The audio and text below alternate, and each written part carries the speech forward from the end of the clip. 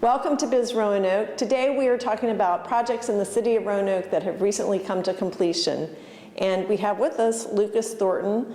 Lucas, good morning. Hi, good morning. Can you tell us your title and how you're involved in this project here at Gramercy Row? Sure. So I'm the managing member of the History Partners, and we are a boutique development company in Roanoke, Virginia. We got involved in Gramercy Row and thinking about Gramercy Row when, in fact, the city of Roanoke and its economic development team approached us about the challenges of new construction in Roanoke and what kind of incentives would be necessary to encourage more new construction. So that was how we sort of got started. And since then, it's been a whirlwind of a project, and we couldn't be more proud of where we are. Well, and it's beautiful. And tell us about why you chose this particular property and what was here previously? Sure. So this was a parking lot. It had, I guess, gosh, it's been so long I can't even remember, but I believe it had 165 parking spaces. Right. And I guess we chose it along the old adage of real estate development, which is location, location, location. And we thought that the central location of this and its proximity to Market Square, to Elmwood Park, and the general commercial corridor of downtown Roanoke really made it an attractive place to try new construction. So tell us a little bit about the development. What does it bring to the city of Roanoke? Sure. So it's 93,000 square feet. We offer 82 residential apartments, and we also have a 5,000 square foot commercial suite.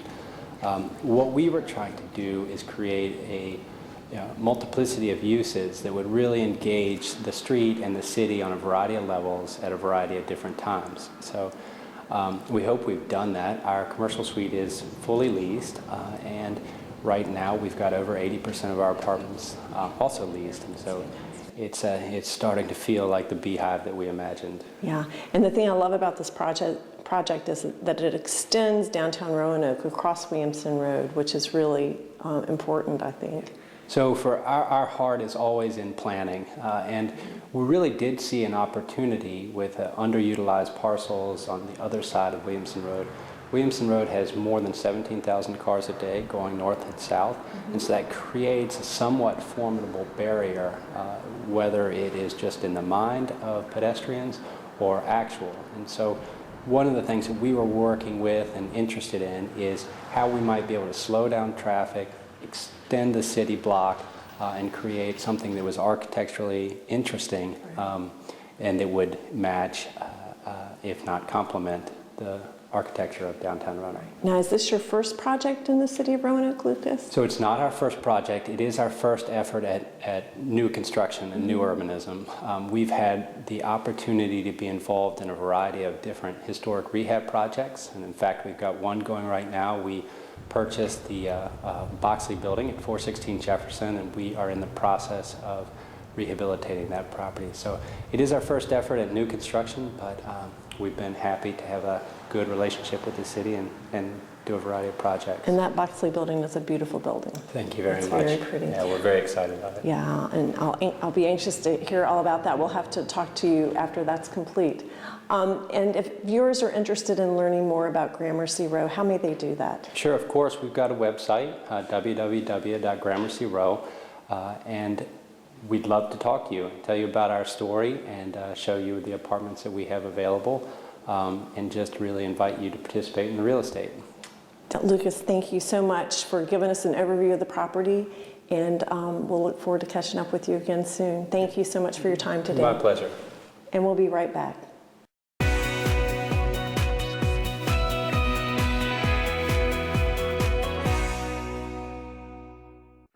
Welcome back. We're with Aaron Ewart. Aaron is the project manager for the bridges located in the city of Roanoke. Hi, Aaron. Hi, Lisa. Thanks for joining us again. Yes. I think we've talked to you before. Thank you for having me back. Absolutely, and we're just here to get an update on what's going on here. So give us a little bit of background on the bridges and what it brings to the city of Roanoke. Well, we've been doing this for about 10 years now, believe it or not, when we started this development. We've turned it into the largest mixed-use development in the history of Roanoke. We're looking to about 1 million square feet, about $125 to $150 million mixed-use development, depending on the build-out. Of course, we're helping to build the new downtown here across from the Virginia Tech and Curley Medical School and Research Center and the hospital. So we're excited to be part of the new downtown and to also help open up the river and outdoor activities in this area. Yeah, so I know you have residential living here, we have dining and shopping. So talk to us a little bit about those amenities. Well, of course, you know our housing. South 16 was our first building that we've got. We have 157 units, and we're building some more, as you know. As far as the dining, we've got Moe's Southwestern Grill. It's moved in since you've been here last, and that's been very successful. And they've got the patio. You can drink a little beer on the river on the patio in the back, which is nice. And of course, our Starbucks is just supplying great coffee to everyone across the street and everywhere else in Roanoke. So they've done very well, and we're excited to have them.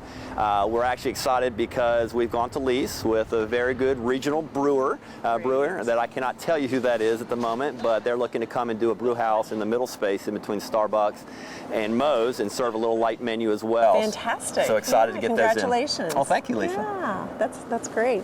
Now we're into phase 2 of the bridges, and with that comes some additional residential living. Talk to us about that. Okay.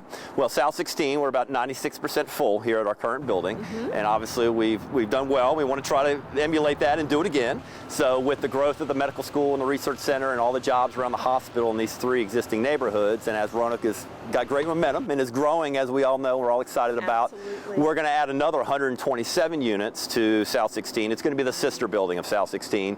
So another 127 units. We're actually going to be putting in a saltwater pool on the reserve side of the building, overlooking the kayak launch.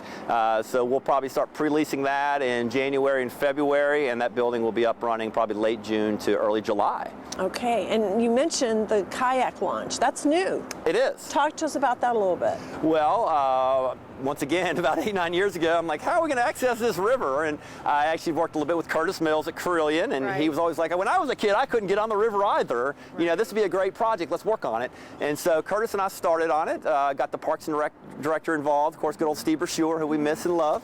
And about 2 years ago, pulled the team a little bit farther together and brought in Pete Eshelman from the outdoor in the partnership, and we were able to create a public-private partnership where we raised $80,000, had a deal between the city and Carillion to use the land and use the parking that Carillion's got over there, and put the $80,000 into a kayak launch right there into the river. It's the first urban kayak launch here in Roanoke to hopefully go along with the 20 to 25 put-in and takeouts we'd like to see from Virginia Tech to Smith Mountain Lake to go along with the Greenway. Great, and some of that was a Kickstarter campaign, if I remember. Yeah, I'm not, you know, Pete's kind of got all that fancy stuff going on, however he wants to name it. But yeah, we were able to get a lot of individuals, you know, even, you know, Bob Goodlad even gave us $1,000 to, you know, just individuals giving us 100 to people like UBS and Carillion giving some big money. Well, congratulations to you. Thank you. And we're going to turn that over to the city of Roanoke now. I'm not keeping that. We built that, and that's now going to be part of the Roanoke Parks and Rec. Thank you, Aaron. So that's now a city establishment, and anyone can go there, and I encourage you,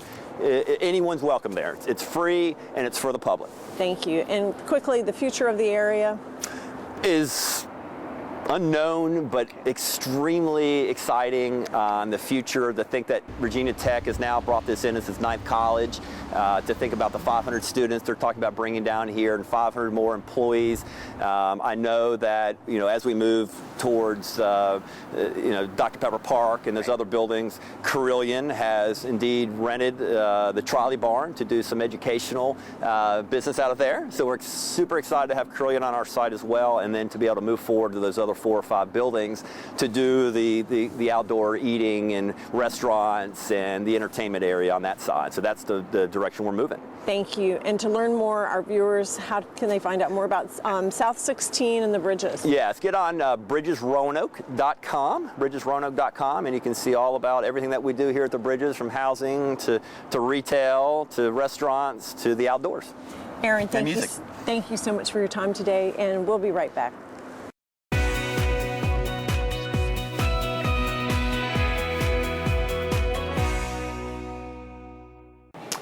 Welcome back. We are with Shay Bowman.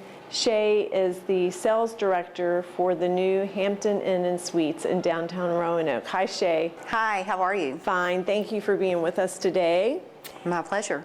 Tell us about the new Hampton Inn Suites in downtown Roanoke. We're excited that you're open. We are very excited to be open now. We are located at 27 Church Avenue in downtown. We have 127 guest rooms. 37 of those are suites. And out of that 127, 51 of our rooms have balconies on them. 51, wow. Yes. That's fantastic.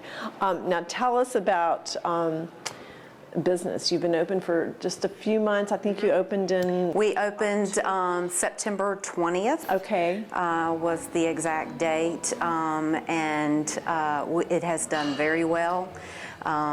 We have been able to get some occupancy from the Virginia Tech football games, as well as some of the end of the season festivities that happen in downtown. And some great overflow from the Hotel Roanoke for some of the conferences that they've held. And with Dickens of a Christmas coming up, I think that will sort of impact your business as well. Absolutely. We have had a lot of calls, not just from out-of-town guests that are coming in, but a lot of the locals are wanting to stay in the balcony rooms so they can have a view of the parade. Yeah. I want to stay in the balcony. Yeah, absolutely. Talk to us a little bit about some of the other amenities at the hotel. Sure. So with the 127 rooms that we have, each of the guest rooms offer a refrigerator and microwave in each room, and on the and those are all atop of the existing city parking garage is what we built on. So there's spectacular views that when you're staying in those rooms that you can definitely experience. On the main floor is the lobby where we have complimentary breakfast. It's open 7 days a week. We have a great fitness center that actually overlooks Church and Market Street. And we do have a game room, which is kind of the first of its kind for a hotel. Most people have an indoor or an outdoor pool. And so we feature one of the pinball machines from the Pinball Museum at the Center in the Square. Oh, great. Okay. And an arcade game, as well as Xbox for the family to enjoy, or even, our corporate folks have been enjoying it. Right. How do you feel like the hotel is impacting economic development in the city of Roanoke? We have heard from many of the retailers and restaurants in downtown that business has definitely increased for them. We are hearing that the restaurants are opening 7 days a week now, where before on Sunday there wasn't much activity down here. Right. So it is, I think, definitely impacting a lot of people in downtown. I know the retailers were very excited about you opening up, so Yes. that's a good thing. It's a very good thing. If individuals want to learn more about the hotel, how can viewers find out more information? So they can reach out to us by calling our phone at 540-400-6000, or they can go to the website. Very good. Shay, thank you so much for everything you've done to put this together, and we appreciate your time today. Thank you. Have a good day. You too. And we'll be right back.